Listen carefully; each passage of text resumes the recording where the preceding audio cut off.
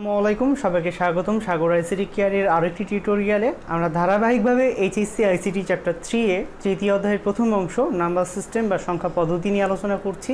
তার মধ্যে এই ইতিপূর্বে 5টি ক্লাসের আমরা সংখ্যা পদ্ধতির রূপান্তর নিয়ে আলোচনা করেছি। তো সংখ্যা পদ্ধতির রূপান্তরের আজকে হচ্ছে ষষ্ঠ ক্লাস। ষষ্ঠ ক্লাসে আমরা যে টপিকটা নিয়ে আলোচনা করব সেটি হচ্ছে হেক্সাডেসিমাল টু ডেসিমাল। হেক্সাডেসিমাল থেকে ডেসিমালের রূপান্তরের প্রক্রিয়াটি দেখব।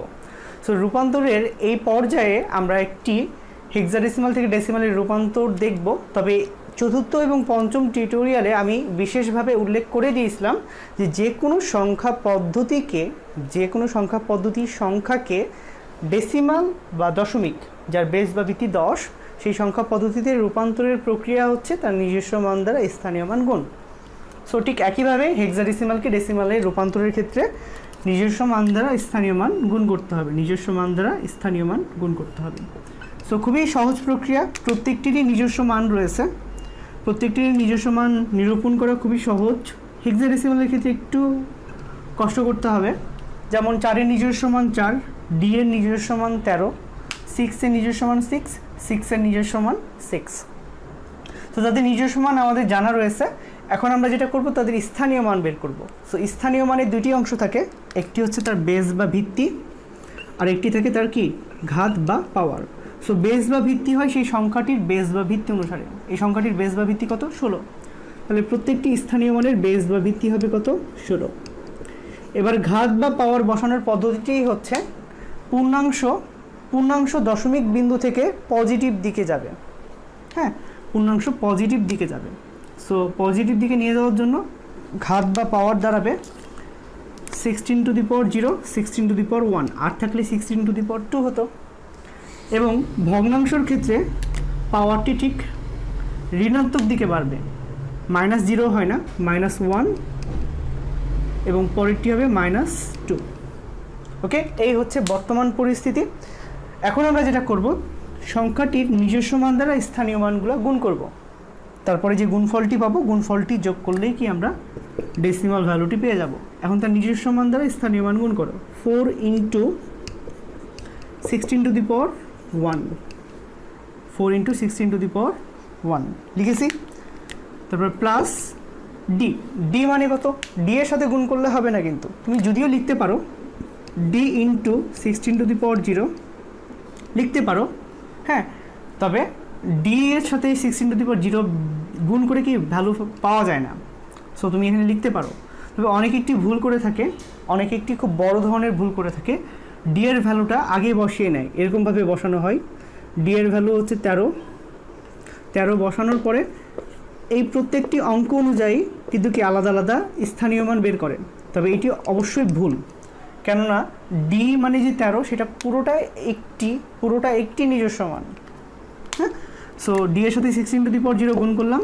তারপরে 6 ইন্টু 16 টু দি পাওয়ার, দশমিক নিয়ে ভাবার প্রয়োজন নাই, 6 ইন্টু 16 টু দি পাওয়ার -1। এই দশমিক নিয়ে ভাবার কোনো প্রয়োজন নেই, কারণ নিজস্ব মান দ্বারা স্থানীয় মান গুণ করব, সেটা পূর্ণাংশই হোক বা ভগ্নাংশই হোক। এবং গুণ করার ক্ষেত্রে এক সাইড থেকে গুণ করলেই হবে। এবার দেখো 6 ইন্টু 16 টু দি পাওয়ার -2। ওকে, আচ্ছা, এবার আমি জাস্ট মানগুলো লিখে দিব। 4 ইন্টু 16 টু দি পাওয়ার 1 মানে কত? 16। ওকে, তারপর ডি মানে কত? 13 সাথে 16 টু দি পাওয়ার 0। আমি বলেছি হাতির ওপরে 0 থাকলে 1 হবে। 16 টু দি পাওয়ার 0 মানে কত? 1। সো 13 গুণিত 1 কত হয়? ঠিক 13ই হয়। তারপরে দেখো 6 into 16 to the power -1। So 16 to the power -1 মানে যেহেতু ঘাতে মাইনাস আছে, লবে 1, এবং হরে সে মাইনাসটা বাদ দিয়ে বাকিটুকু বসাই দিবা। হ্যাঁ, সো বাকিটুকু থাকে 16 টু দি পাওয়ার 1 মানে 1 ডিভাইডেড বাই 16। আর 6 into 16 to the power -2। So -2 থাকলে জাস্ট হরে কি আসবে? 2 চলে আসে। 16 টু দি পাওয়ার 2, 16 ইন্টু 16, যেটার ভ্যালু 256 বের হয় সম্ভবত। হ্যাঁ, 256 বের হয়। সো এটার ভ্যালু দাঁড়াচ্ছে 6 ইন্টু 1 ডিভাইডেড বাই 256। এবং আমি জানি সাইডে কোনো কিছু গুণ থাকলে সেটা কি ওপরে চলে যায়। তো আমি এখন গুণ করব। 16 সাথে 4 গুণ করলে ফলাফল দাঁড়ায় হচ্ছে 64। ওকে 64 যোগ 13, 6 ডিভাইডেড বাই 6 ওপরে গুণ হয়ে যাচ্ছে, 6 ডিভাইডেড বাই 16, 6 ডিভাইডেড বাই 256। ওকে, এরকম একটা ভ্যালু। অনেক ক্ষেত্রে এই ভ্যালুটার মান অসংখ্য হতে পারে, হ্যাঁ, বেশির দিকে চলে যেতে পারে। যদি আরেকটা 6 দিতাম তাহলে সেই ভ্যালুটা আসতো 16 টু দি পাওয়ার -3, ওই ভ্যালুটা হতো, তাহলে এখানে আরেকটা ভ্যালু আসতো, সেখানে 6 ডিভাইডেড বাই 16 কিউব, যদি 3 থাকতো তাহলে কি 16 কিউব মানে 16 ইন্টু 16 ইন্টু 16, যেটার ভ্যালু দাঁড়াতো 4096। সো এই ভ্যালুটা আমি লিখলাম একটা কারণে লিখলাম, আমি কারণটা একটু ব্যাখ্যা করে দিচ্ছি। দেখো পূর্ণাংশটুকু যোগ করো, 64 এবং 13 যোগ করলে কত হয়, ঠিক সেই 77, কেননা আমি যে ভ্যালুটা পেয়েছিলাম তাকেই কিন্তু কি কনভার্ট করছি, রিভার্স। 77 যোগ করেছি, এবার এই ভ্যালুটা আমরা যোগ করব। সো তোমরা যদি ক্যালকুলেটারে ইন্ডিভিজুয়ালি প্রত্যেকটাকে বের করতে পারবে আলাদাভাবে, তবে সেখানে সময় কম লাগে। সো তার থেকে ব্র্যাকেট দিয়ে করে নিবে একসাথে। যদি আলাদাভাবে বের করতে যাও কিছু প্রবলেম ফেস করবা, যেমন 6 ডিভাইডেড বাই 16 এর ভ্যালু পাওয়া যাবে 0.35, এরপরে আর কিছু নাই। সো লিখে দিবা 375। ওকে, তারপরে 6 ডিভাইডেড বাই 256, এটার ভ্যালু একটু বড় আসবে 0.0234, হ্যাঁ 234375। সো এতটুকু না লিখে জাস্ট দশমিকের পর 2টা বা 3টা ডিজিট লিখলে যথেষ্ট। সো আমি লিখলাম 0.02। ওকে, এরপরে যে ভ্যালুটা আসছে 6 ডিভাইডেড বাই 496। সো তুমি যদি সায়েন্টিফিক ক্যালকুলেটর ব্যবহার করো, 6 ডিভাইডেড বাই 496 লিখলে একটা ভ্যালু আসবে, যে ভ্যালুটা একটু যেটার জন্য তুমি প্রস্তুত না, কেমন আমি একটু দেখাচ্ছি।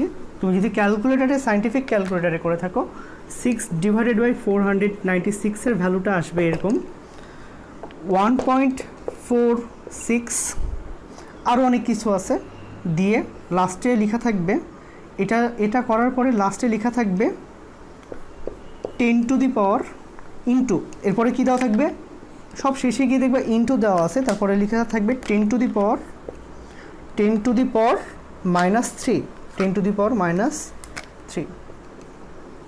হ্যাঁ, সো সব শেষে যদি এরকম ইন্ডিভিজুয়ালি বের করতে চাও তাহলে এই প্রবলেমটা ফেস করবা। যদিও আমি ইন্ডিভিজুয়ালি করতে মানা করেছি, ব্র্যাকেট দিয়ে করে ফেলতে বলেছি।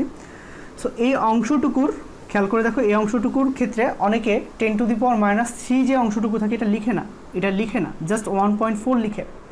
তবে তুমি যদি এটা না লিখে থাকো তাহলে এটা অবশ্যই বড় রকমের ভুল। আমি জাস্ট বিষয়টা একটু ভেঙে বুঝাই দিই।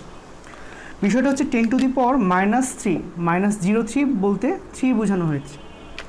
আসলে -3 বলতে দশমিককে সে, এখানে যে দশমিকটি রয়েছে, দশমিককে সে ডান দিকে 3 ঘর সরিয়ে নিয়ে এসেছে বলে কি এটা -3 রয়েছে।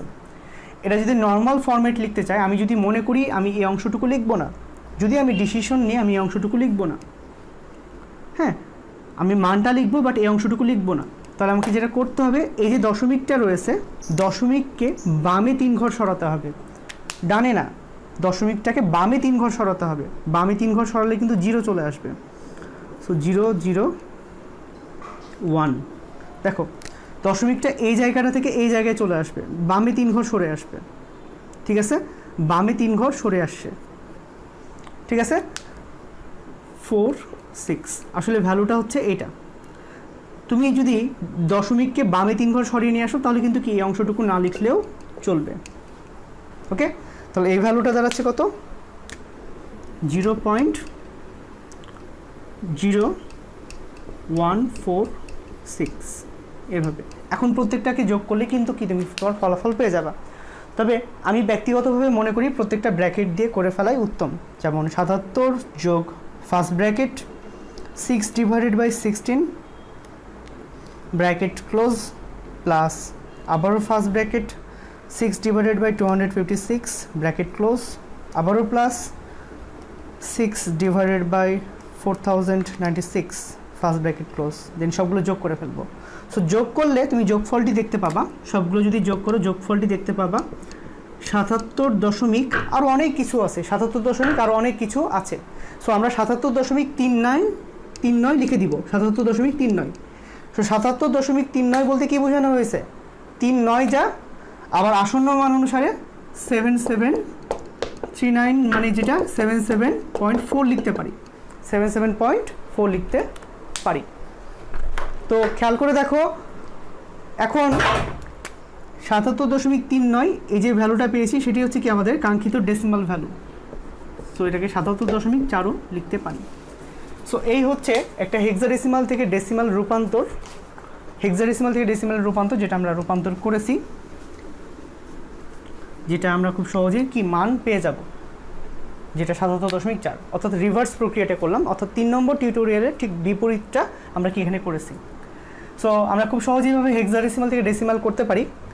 তোমাদের জন্য আমি 3টি এক্সাম্পল দিচ্ছি, যেটা তোমাদের এই ভিডিওর ডেসক্রিপশনে আমার একটা ফেসবুক গ্রুপ দেওয়া থাকবে, সেই গ্রুপের লিঙ্ক দেওয়া থাকবে, সেই গ্রুপে গিয়ে তোমরা তোমাদের হোমওয়ার্কটা সাবমিট করবে বা আমাদের পার্সোনাল ফেসবুক লিঙ্কে ক্লিক করলেও পাঠিয়ে দিলেও হবে।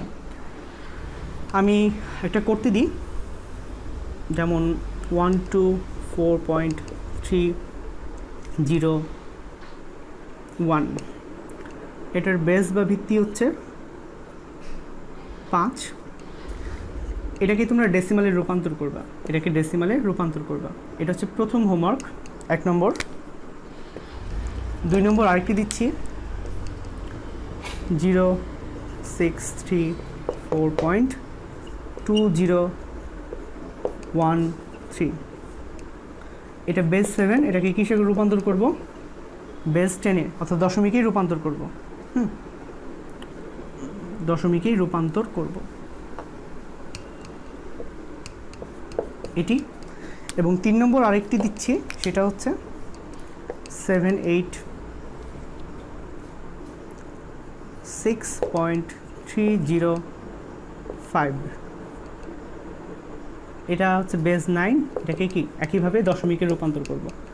পদ্ধতিটি একই, যে কোনো সংখ্যাকে বা যে কোনো সংখ্যা পদ্ধতির, যদিও বেস 5, 7, 9 এর সাথে তোমরা পরিচিত না, তবে পদ্ধতি একই, নিজস্ব মান দ্বারা স্থানীয় মান গুণ করতে হবে। প্রাপ্ত গুণফলগুলোকে পর্যায়ক্রমিকভাবে যোগ করলে কি আমরা সেই ফলাফলটি পেয়ে যাব।